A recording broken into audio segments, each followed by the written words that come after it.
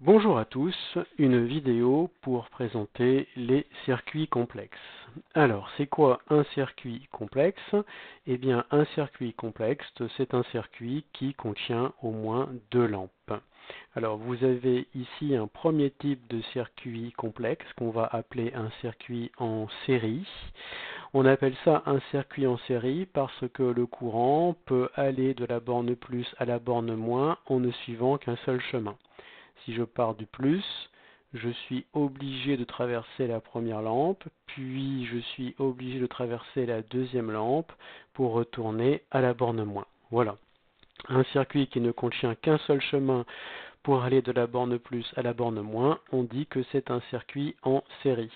Et vous pouvez remarquer que sur les deux lampes, il y en a une qui ne fonctionne pas bien.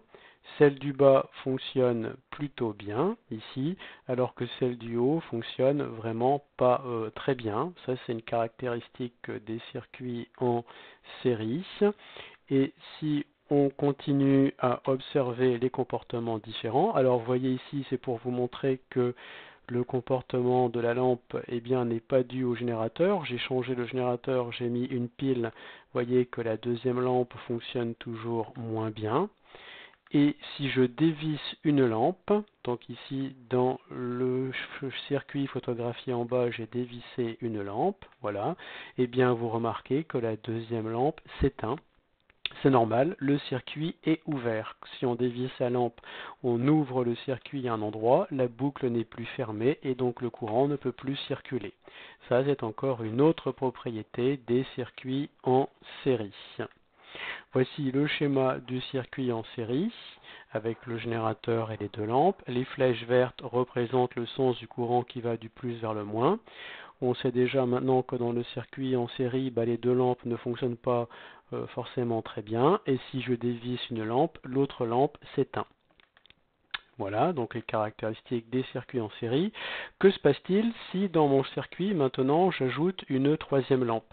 Donc on peut faire plusieurs hypothèses. On peut très bien dire que ça va toujours fonctionner de la même façon, ou peut-être que ça va moins bien fonctionner. Pour connaître la bonne réponse, il faut tester. Donc là, vous voyez, on teste. Nous avons déjà notre premier circuit avec la lampe qui fonctionne à peu près bien et puis la deuxième lampe qui fonctionne moins bien. Eh bien, nous avons ici mis une troisième lampe dans le circuit, eh bien on voit que la première lampe marche un peu moins bien et que la lampe rajoutée marche également pas très bien. Donc on voit que dans un circuit en série, plus on met d'objets électriques et moins ceux-ci fonctionnent correctement. Donc ça, c'est aussi une autre propriété des circuits en série à connaître. Dans un circuit en série, le fonctionnement des objets est modifié quand on ajoute un dipôle, et puis dans un circuit en série, si l'un des objets tombe en panne, alors les autres ne peuvent plus fonctionner. À la maison, vous savez très bien que lorsque vous éteignez une lampe, les autres lampes continuent de fonctionner. Donc à la maison, les objets ne peuvent pas être montés en série. Si on regarde les phares avant des voitures, quand l'un de vos phares tombe en panne, eh bien les autres continuent de fonctionner. Donc les phares des voitures ne sont pas non plus montés en série. Donc ils sont montés en dérivation. Voici le deuxième type de circuit que l'on peut faire avec un générateur et deux lampes. Là, tout est en dérivation.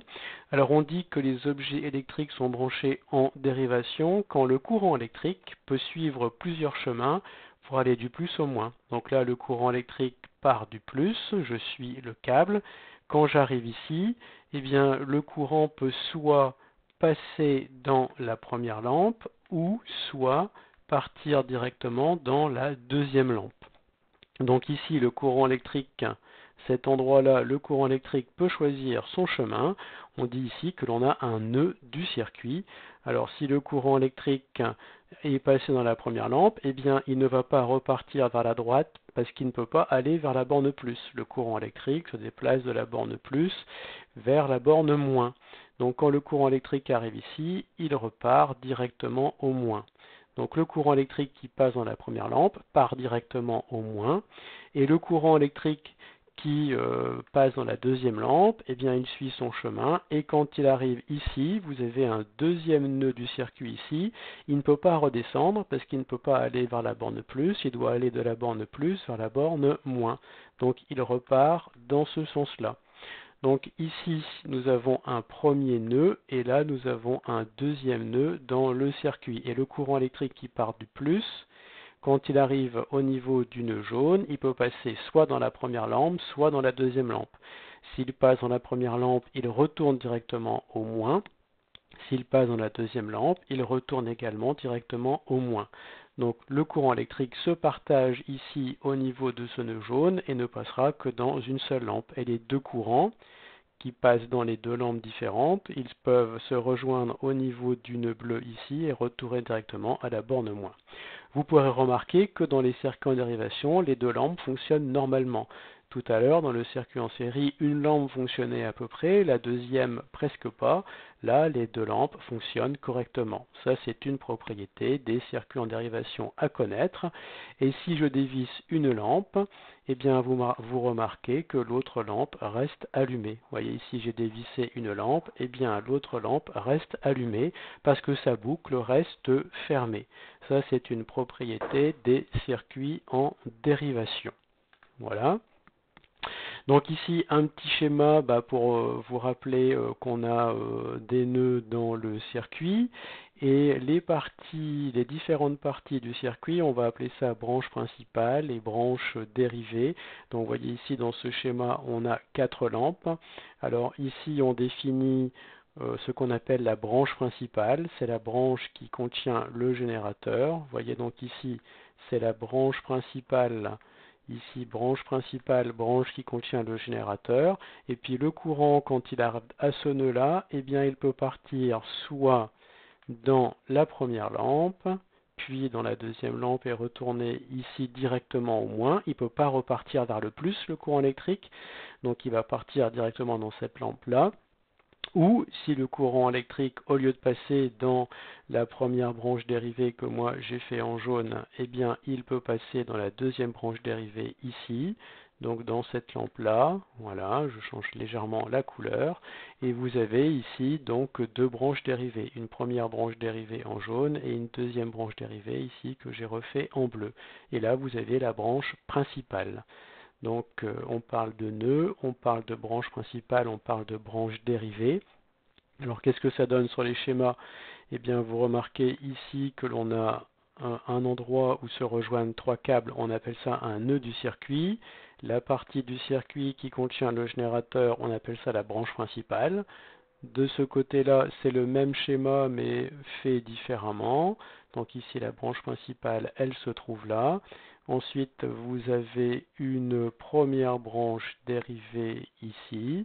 Là, la première branche dérivée, elle se trouve là. Et puis, vous avez une deuxième branche dérivée ici. Là, la deuxième branche dérivée, vous la trouvez là. Voilà, donc vous devez connaître les notions de nœud, de branche principale et de branche dérivée. Alors comment ça se passe dans les circuits en dérivation si on ajoute une troisième lampe? Pour savoir, il faut tester. Voilà, donc vous remarquez qu'à gauche vous avez deux lampes, à droite vous avez trois lampes. Et bien dans un circuit en dérivation, si on ajoute une troisième lampe, les deux autres fonctionnent toujours aussi bien. Le fonctionnement des lampes ne dépend pas du nombre de lampes qu'il y a dans le circuit. Voilà, donc ça c'est une propriété des circuits en dérivation que vous devez connaître, qu'il va falloir apprendre.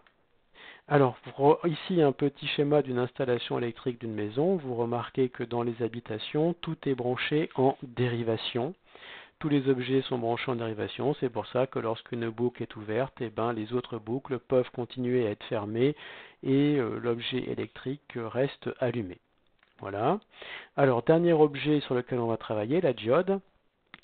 À gauche, vous avez la photo de la diode, à droite, vous avez son schéma normalisé.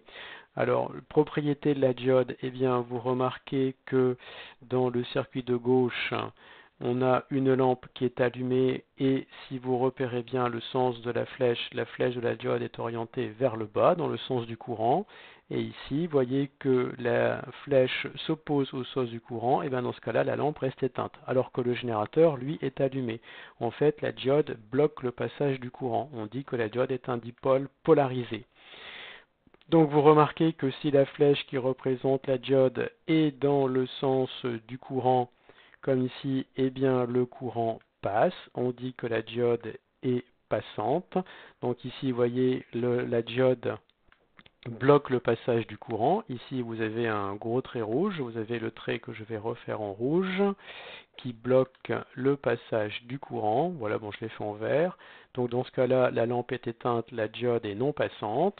Par contre, si la flèche qui représente la diode est dans le sens du courant, eh bien là, la diode est passante, le courant passe, la lampe s'allume. Voilà tout ce qu'il y a à savoir sur la diode.